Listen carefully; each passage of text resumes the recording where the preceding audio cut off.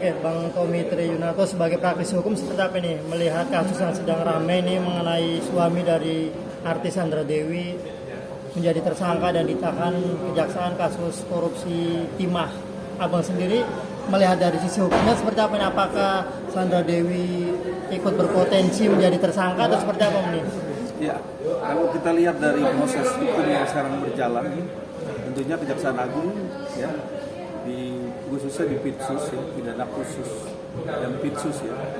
Nah ini kan sudah berjalan dan sudah melalui dalam proses penyidikan ya. Tentunya di sini kan proses sudah sampai di 16 orang tersangka ya.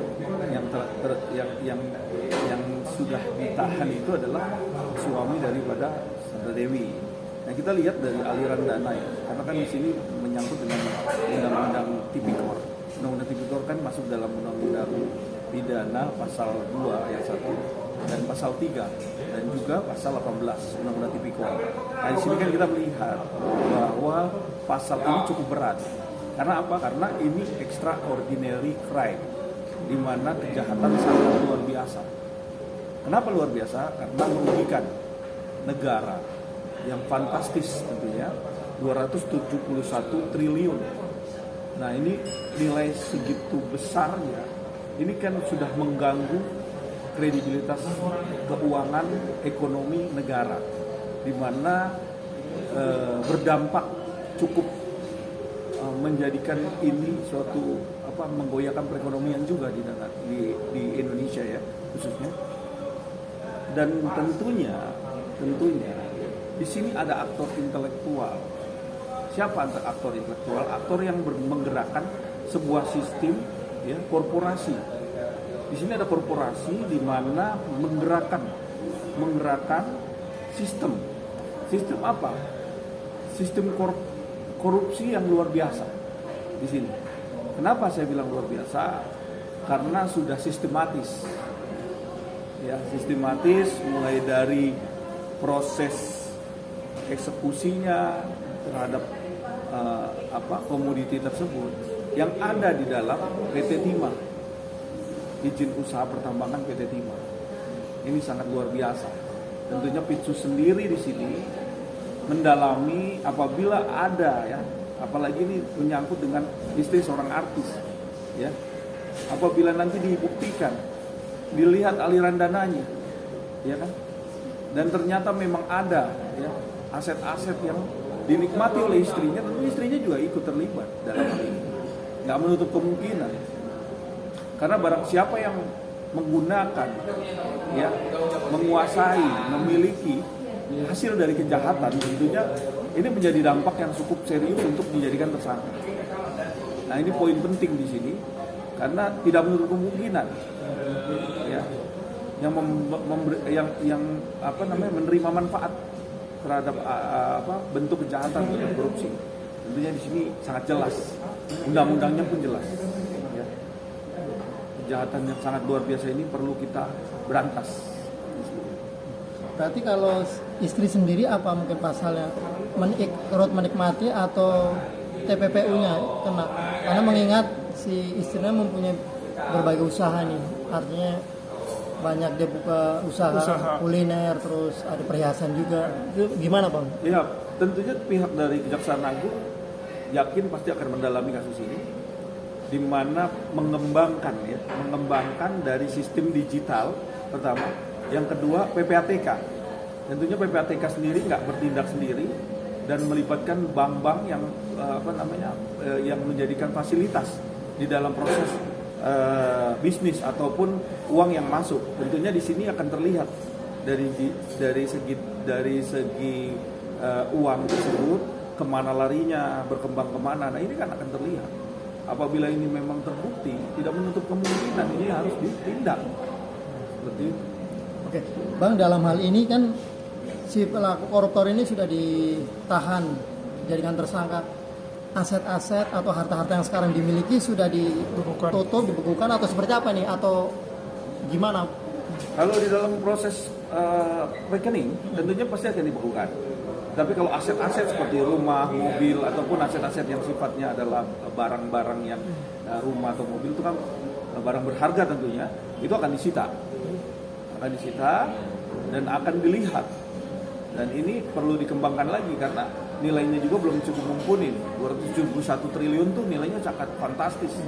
Nah, itu kita harus buktikan begitu besarnya nilai yang dirugikan, keuangan negara tersebut dirugikan oleh orang-orang, oknum-oknum korupsi di PT Timah tersebut. Nah, ini harus benar-benar dibuat secara transparansi dan akuntabel sehingga semua yang terlibat, yang berhubungan, bahkan yang menikmati sampai untuk membuat kasus ini uang ini berkembang. Nah, ini kan harus dibuktikan. Bang, melihat nominalnya yang begitu tinggi 261 triliun, artinya pihak si suami Sandra Dewi, baik suami atau Sandra Dewinya, terancam bisa dimiskinkan, Bang, kalau melihat dari nilai yang begitu tinggi. Atau seperti apa? Diketahui dia juga sempat membeli jet pribadi tuh, Bang. Ya, tentunya pihak dari Kejaksaan Agung akan lebih menganalisa atau menyelidiki kasus ini lebih serius ya. Dan ini apalagi udah ada indikasi-indikasi yang menyangkut masalah dia beli jet pribadi atau membeli barang-barang mewah, dan apabila dia ada jual beli atau bisnis-bisnis tertentu yang sifatnya adalah memakai keuangan yang hasil daripada korupsi, ya tentunya jelas begini harus ditindak tegas. Tidak ada tebang pilih, tidak ada bahwa ini seorang artis lah atau seorang pejabat lah atau seorang apa. Nah, ini harus ditindak. Karena ini sangat amat menjadi contoh bahwa negara kita ini memang benar-benar memberantas korupsi.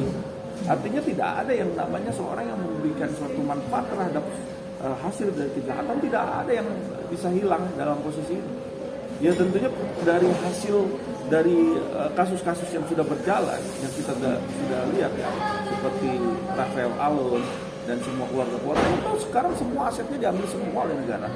Dan memang ini menjadi contoh bahwa tidak ada lagi ruang untuk para korupsi di negara Indonesia ini. Karena kalau nanti menjadi ruang, maka hal ini akan menjadi contoh yang berdampak apa? Yang merugikan negara. Kapan negara kita maju kalau sampai kondisi sekarang ini korupsi ini menjadikan suatu trademark yang cukup luar biasa, yang sehingga setelah ditangkap korupsi pelakunya sudah selesai. Dan sekarang harus dikejar. Selain itu harus dikejar nilai yang dikorupsinya, aset-asetnya semua dimiskinkan. Bisa jadi harta istrinya juga, Bang. Atau seperti kan mengingat istrinya juga bekerja sebagai public figure artis. Atau seperti apa? Tidak betul kemungkinan. Semua akan dikejar, akan disita oleh negara.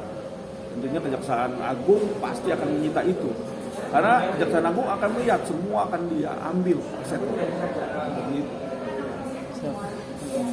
Sandra Dewi itu terlihat hidupnya mewah, belum lama juga membeli jet pribadi, mobil mewah, rumah mewah, pernikahan juga pernikahan Disney lah gitu. Abang apa mungkin pesan apa nih kepada penegak hukum sendiri, terutama Jaksa Agung, Kejaksaan Agung? Saran saya, kalau andai karena memang terbukti ya Sandra Dewi memiliki harta pribadi, jet pribadi yang sudah dibeli, tentunya perolehan itu harus dicek.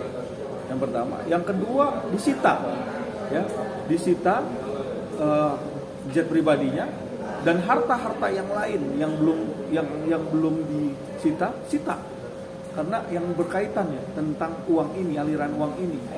Karena suami istri itu tidak bakal jauh, artinya di dalam liner ekonomi ataupun keuangan biasanya tidak akan jauh. Nah, ini harus dibuktikan. Kalau memang terbukti, sita. Jaksa Agung harus berani menyita harta-harta yang ada di Sandra Dewi. Kalau memang itu perolehannya jelas, ya kan? Kan kita masih bisa melihat dari kacamata bagaimana kemampuan dari orang untuk membeli suatu barang mewah ya, yang sifatnya nilainya juga fantastis ya tentunya. Nah, ini cukup harus bisa membuktikan bahwa Jaksa Agung harus punya sikap dalam hal ini untuk bisa menyita barang-barang mewah tersebut.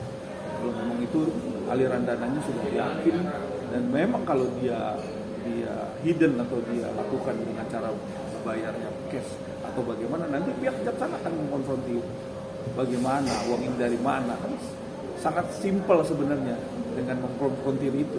Sita dulu